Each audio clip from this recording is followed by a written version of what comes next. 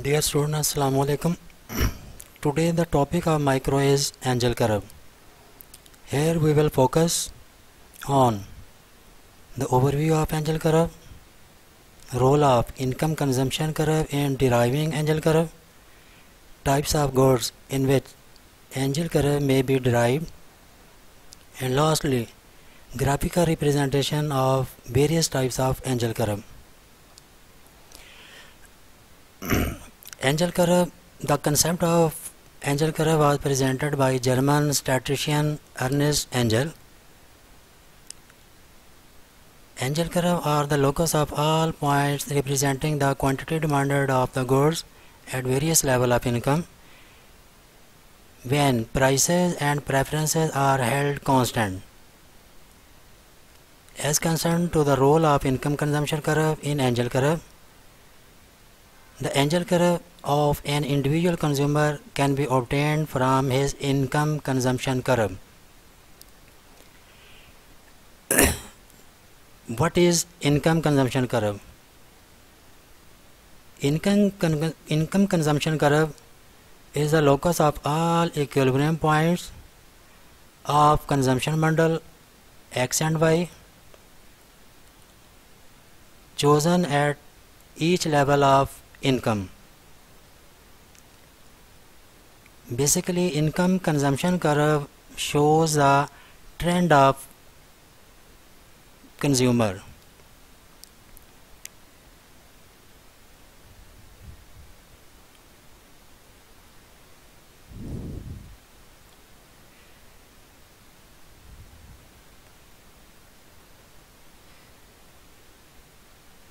Types of goods in which angel curve will be derived. Normally हम 6 types of goods discuss करेंगे जिसमें हमने जो है वो एंजल कर्व को ड्राइव करना है. Number 1, normal goods. Normal goods are those goods on which law of demand is applicable. Secondly, inferior goods. For example, beef is inferior goods as compared to mutton. Inferior goods also obey the law of demand. Necessary goods, for example, food. Luxury goods, car. Neutral goods, insulin for diabetic patient. And given goods, bread and potato. And keep it in mind, given goods doesn't obey the law of demand. It means if price increases, quantity demand also increases, and vice versa. Given goods are low income and non-luxury goods. These are just like inferior goods, and income effect mostly negative on given goods.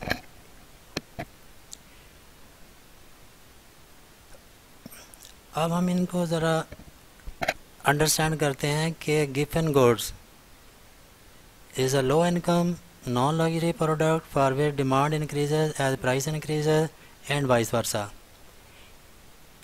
Hence, given goods is an exception to the law of demand. इसका मतलब है कि law of demand in given goods पर applicable नहीं है. Given goods are just like other inferior goods in that income effect is negative. Necessary and luxury goods. According to Angel, for necessary goods like food, the expenditure of an average family would increase less than proportionally as its money income rises. It means कि जब consumer की income increase होती है तो वो necessary goods पर अपना proportionally ख़र्च जो है वो कम कर देता है. फॉर एग्ज़ाम्पल कि 50% अगर जो है वो इनकम इंक्रीज़ हुई है तो वो 30% या 25% जो है वो नेसेसरी गुड्स पर जो है वो कंज्यूम करेगा. On the other side, luxury goods item on which the expenditure of an average family would increase more than proportionally as its money income rises. As concerned to luxury goods, अगर income of consumer increase होती है तो luxury goods पर comparatively necessary goods से ज़ायद जो है वो कंज्यूम करेगा. Neutral goods refers either to goods whose demand is independent of income. इसका मतलब ये हुआ कि न्यूट्रल गुड्स की डिमांड सेम रहेगी या इनकम से रिलेट नहीं करेगी.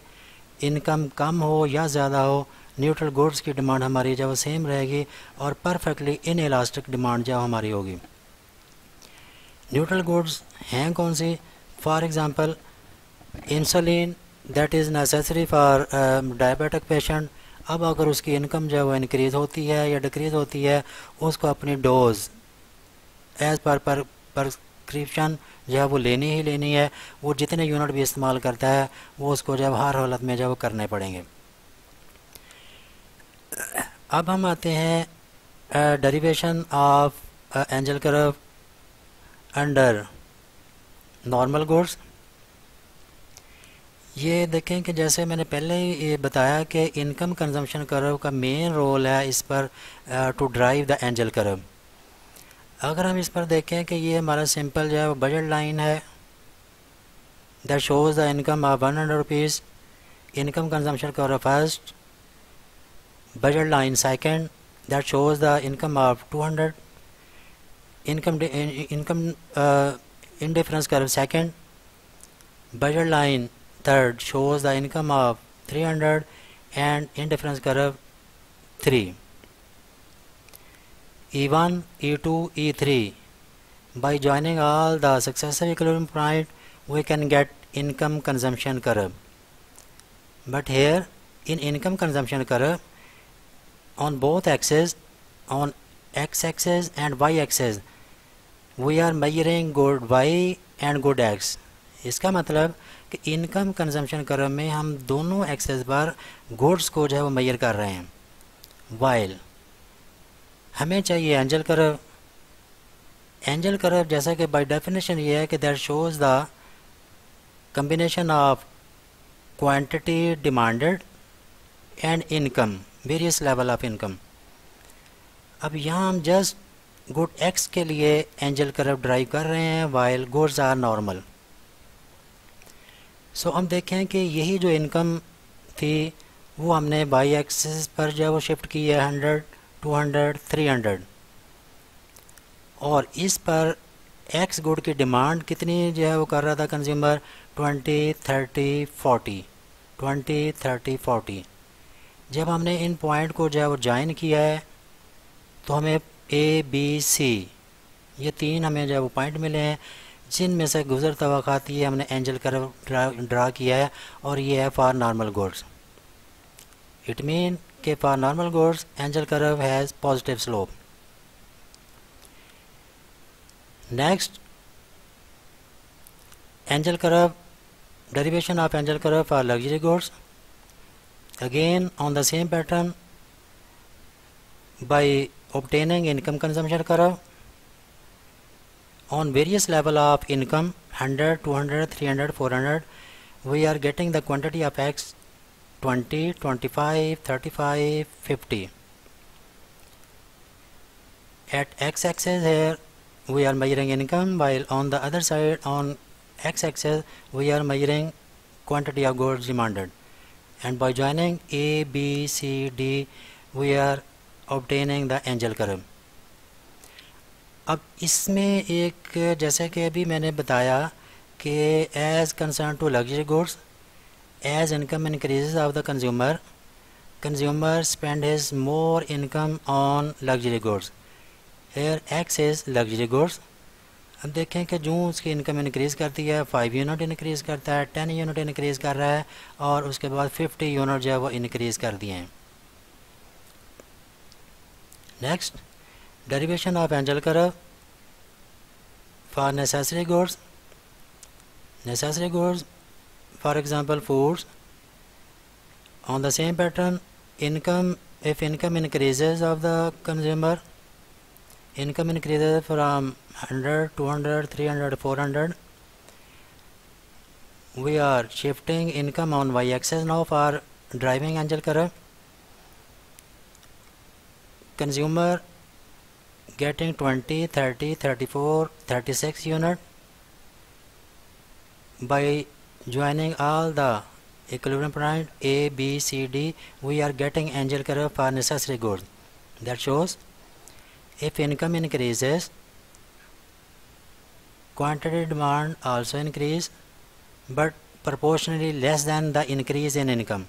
Here 20, 30, 34, 36. It means that as income increases of the consumer, demand of income increases but with less proportion.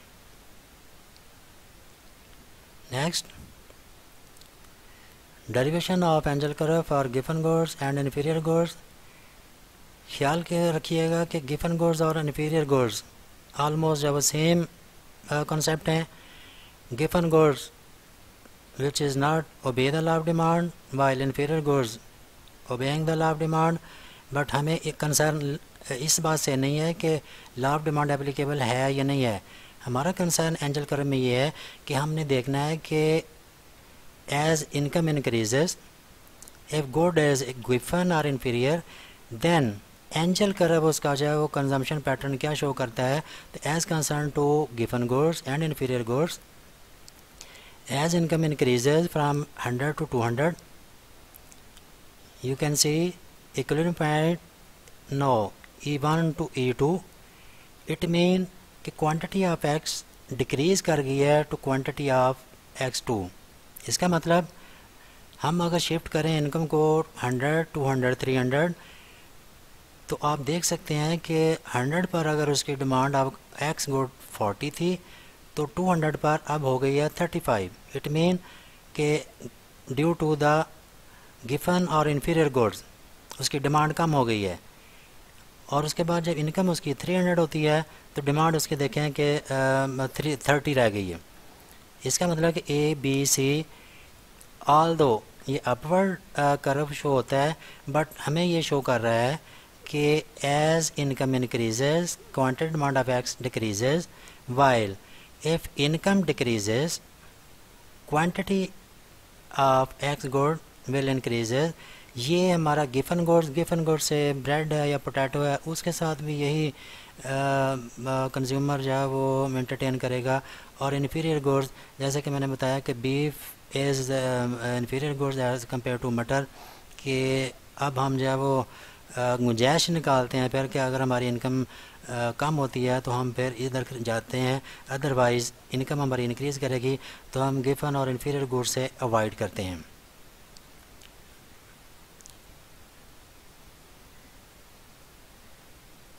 Last है neutral goods. Neutral goods are those goods which are independent of income. Income increase हो या decrease हो doesn't matter, हमारा इससे कोई concern नहीं होता. देखें कि इनकम हमारी बजट लाइन 100, 200, 300 मूव करती है. हमारा income consumption curve IC1, IC2, IC3 ये भी मूव करता है. By joining all the successive equilibrium point we can get income consumption curve. अब हम शिफ्ट करते हैं इनकम को y एक्सेस पर और क्वांटिटी डिमांड को x एक्सेस पर. In case of neutral goods तो वो देखें कि इनकम हमारी डिमांड जब वो सेम रहती है वाल इनकम हमारी इंक्रीज़ करती जा रही है. और ये इंसुलिन जो कि डायबिटिक पेशेंट जब यूज़ करता है तो उसको हम न्यूट्रल गुड्स का नाम दे सकते हैं. तो ये थे जनाब हमारे कॉन्सेप्ट. तो ओवरव्यू, उसके बाद हमारा role of income consumption curve, फिर हम वेरियस टाइप्स ऑफ गुड्स हमने देखा जिनमें इसको ड्राइव किया जा सकता है, और आखिर पे हमने ये देखा कि अब हम जो है वो इसको डेरिवेशन ऑफ एंजल कर्व कैसे कर सकते हैं. होप आप इन तमाम कंसेप्ट को अंडरस्टैंड कर गए होंगे. Thank you very much. Stay safe.